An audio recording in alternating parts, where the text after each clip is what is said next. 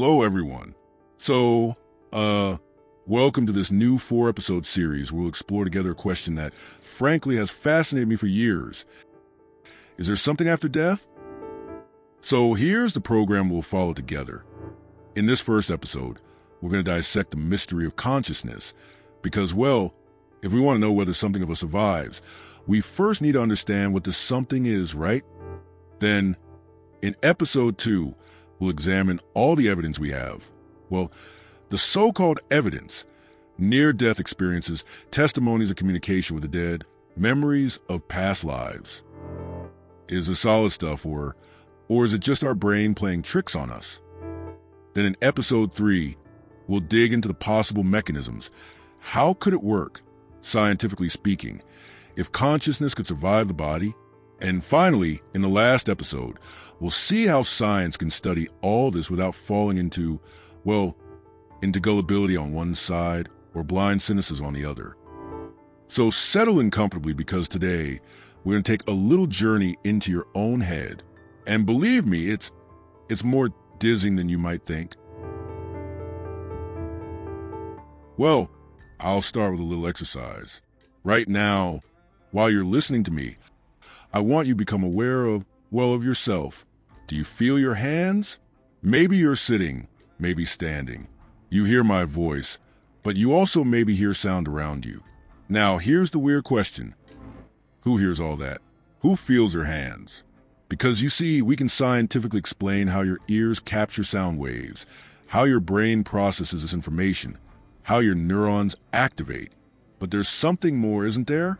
There's this kind of you that experiences all of this. Philosophers call this qualia. It's a somewhat pompous term, but it refers to how to say the purely subjective aspect of our experiences. For example, you see red.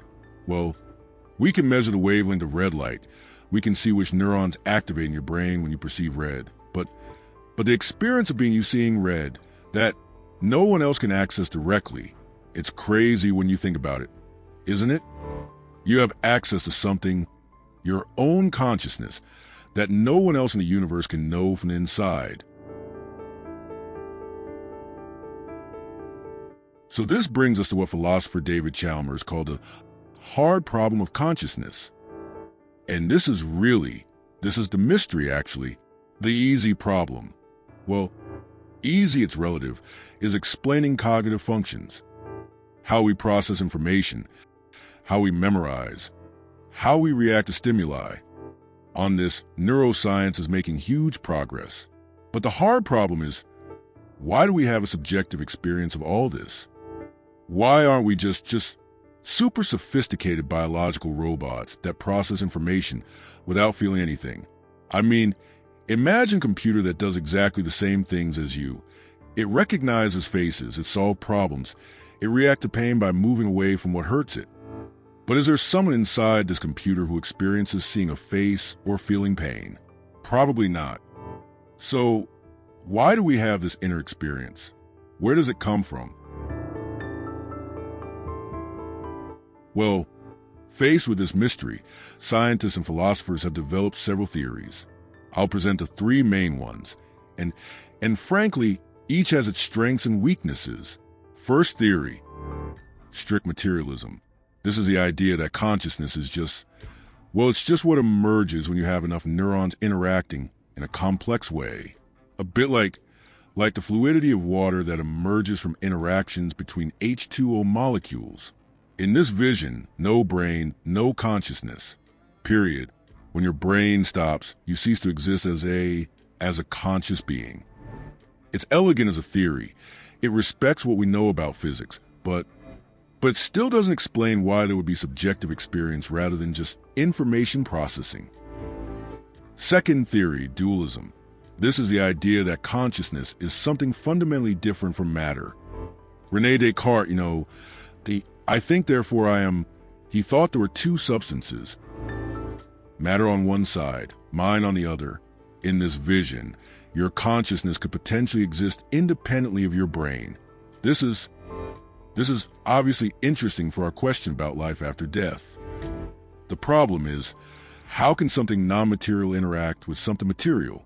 How can your non-physical mind influence your physical neurons? This is what we call the interaction problem, and it's quite a puzzle. Third theory, panpsychism. Now, this is perhaps the most bizarre theory at first glance.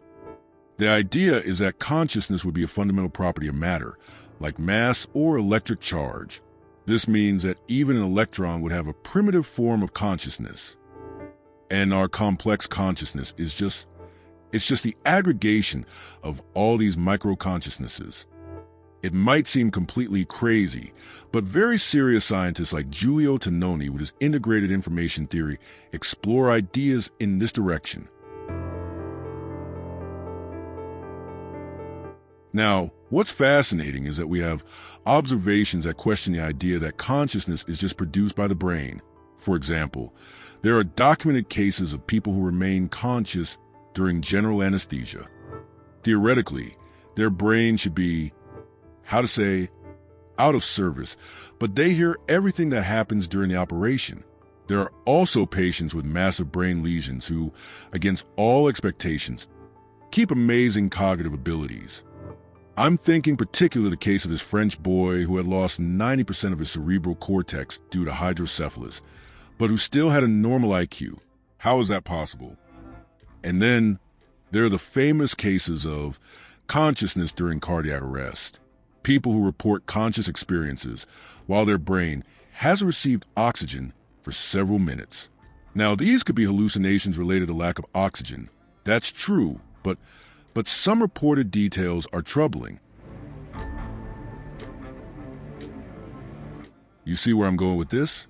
If consciousness were just a product of the brain, these phenomena would be impossible. But if they're real, it means our understanding of consciousness is incomplete. And that opens fascinating possibilities. If consciousness can exist independently of the brain, even partially or temporarily, then maybe it could survive the death of the brain. Now, careful, I'm not saying it's proven. Far from it. But it's worth digging into, isn't it? You know, personally, this question of consciousness has fascinated me since I read a book by Douglas Hofstadter, Gödel, Escher, Bach. There's this passage where he talks about these strange loops, these patterns that reference themselves. And I thought, what if consciousness was that? A strange loop in the brain? But the more I think about it, the more I think that still doesn't explain why there's someone at the controls experiencing this loop.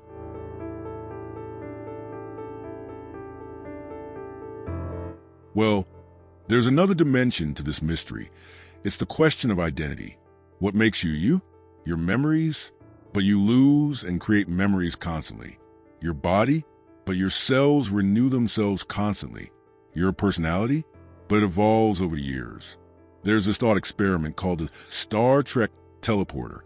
Imagine we scan your brain atom by atom, destroy your original body, and recreate exactly the same structure in another place. The person who wakes up there, is it you, or is it a copy that believes it's you? And if it's a copy, where did you go? And if it's really you, what does that tell us about the nature of consciousness?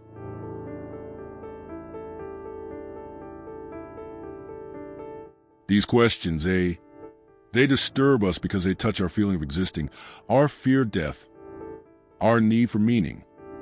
But you see, that's exactly why it's important to talk about them in a rigorous way, because our emotions, our hopes, our fears, they can make us see things that don't exist or prevent us from seeing things that do exist. Science isn't just a method for discovering cool stuff. It's a tool to protect ourselves from our own biases, from our own illusions.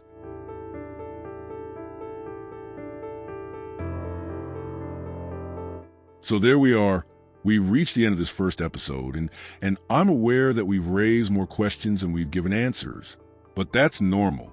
Consciousness is perhaps the last great mystery of the universe. What we should remember, I think, is that this question isn't just philosophical.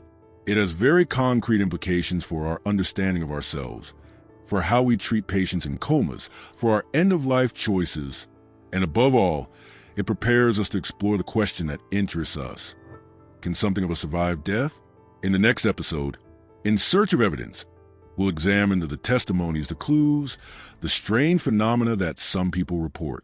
From near-death experiences to communications with the dead, including memories of past lives. Are these evidence or illusions? How do we sort it out? How do we remain scientific in the face of phenomena that defy our current understanding? Then in Episode 3, Possible Mechanisms, we'll dig into the question, if it were true, how could it work? What are the scientific theories that could explain the survival of consciousness? And finally, in the last episode, Science Facing the Mystery, we'll see how to study all this rigorously without falling into either gullibility or blind cynicism. In the meantime, I leave you with this question. Right now, while you're listening to me, there's someone you, experiencing being you. Where does this you come from? And where does it go when you sleep, when you lose consciousness? These little daily deaths, they perhaps give us clues about the big one.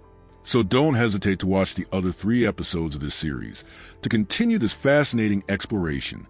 And thank you for listening to the end.